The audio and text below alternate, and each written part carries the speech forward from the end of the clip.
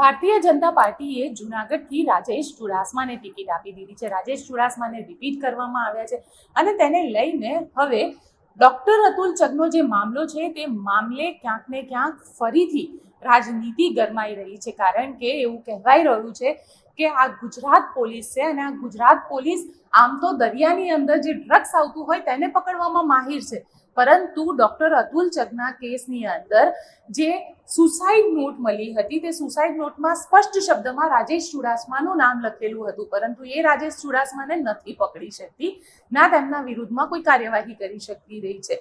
કારણ કે ક્યાંક ને ક્યાંક એક દબાણ હોવાની ચર્ચા થઈ રહી છે. કેમ પોલીસ નથી કરી રહી અને અત્યારે આ ડોક્ટર અતુલ ચગના મામલાને લઈને કેમ આખો મામલો ગરમાયેલો છે, લવાણા સમાજ કેમ અત્યારે વિરોધમાં છે, કરીશું એ જ વિષય પર ચર્ચા. નમસ્કાર, હું છું ગોપી ગાંગર અને આપ જોઈ રહ્યા છો નિર્ભય ન્યૂઝ.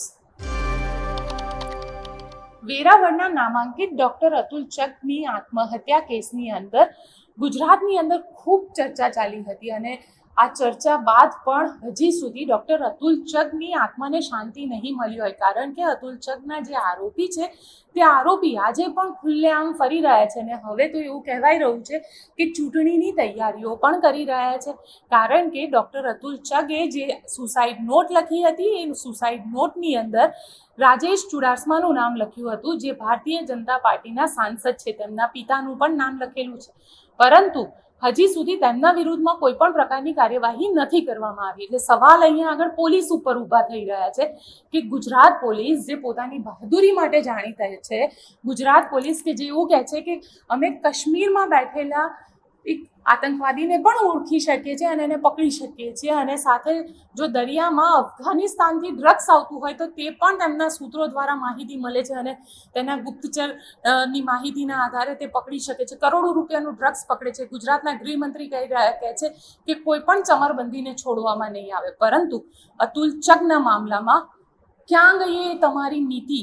કારણ કે ડોક્ટર અતુલ ચગની જે સુસાઇડ નોટ છે તે સુસાઇડ નોટમાં તો સીધું નામ જે છે તે રાજેશ ચુડાસમાનું લખેલું છે. રાજેશ ચુડાસમા જે જૂનાગઢથી સાંસદ હતા અને હવે ફરીથી ભારતીય જનતા પાર્ટીએ તેમને ટિકિટ આપી દીધી છે. ક્યાંક ને ક્યાંક એવું કહેવાય રહ્યું છે કે આખું લુવાણા સમાજ જે છે તે અત્યારે આખા મામલામાં વિરોધ કરી રહ્યો છે, પરંતુ ગિરીશ કોટેચા જે આમ તો લુવાણા સમાજમાંથી આવે છે અને ભારતીય જનતા પાર્ટીના નેતા પણ છે, તેમને આની અંદર કશું જ ખોટું નથી લાગી રહ્યું અને કહી રહ્યા છે તે આપને પણ સંભળાવી દઈએ. બાબુ, 2-4 જણા પોસ્ટો કરીને લુવાણા સમાજ આખો નારાજ થઈ જાય એવું કે સાંભળો આખા દુનિયામાં? અમે જવાબદાર વ્યક્તિ તરીકે કહીએ છીએ કે આ બાબતમાં જાયણા વગર ક્યાંય પડવું નહીં. ખાસ કરીને રાજેશભાઈ ચુડાસમાને ત્રીજી વાર લોકસભાની જ્યારે ટિકિટ આપી જ ને, એ દેશના વડાપ્રધાને કેટલો વિચાર કરીને આપી.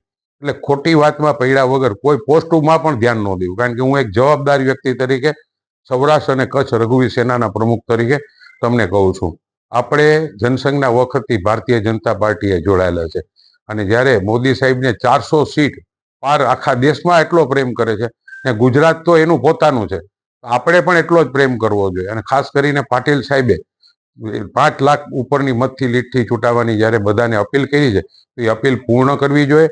ખાસ કરીને રાજેશભાઈ માટે હું કહું, આજ 20 વર્ષથી નજીકથી ઓળખું છું. આ વ્યક્તિમાં એવું એક પણ લક્ષણ નથી કે એણે ક્યારેય ભૂલ કરી હોય. હશે એને નસીબમાં ક્યાંક ને ક્યાંક આવું આવ્યું, પણ એ નથી એની પણ મને ખબર છે. તો અમે પણ લુવાણા છીએ, રઘુવંશી છીએ, આવી બાબતમાં ક્યાંય પડવું નહીં. હું પણ બધાને કહું છું કે મહેરબાની કરીને આપણે બધા પૂરેપૂરું તન મન ધનથી ને રાજેશભાઈની મદદમાં લાગી જાય.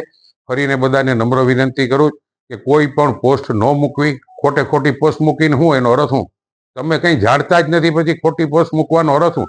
કે ફરીને આવી કોઈ બાબતમાં ન આવતા એવી નમ્ર બધાને વિનંતી કરું.